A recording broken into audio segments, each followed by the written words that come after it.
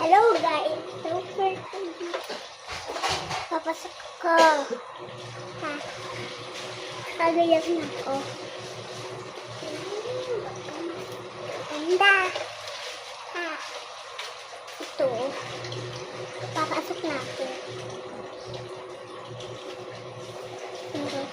Reading some for today's video guys. Papasok ako. Ha?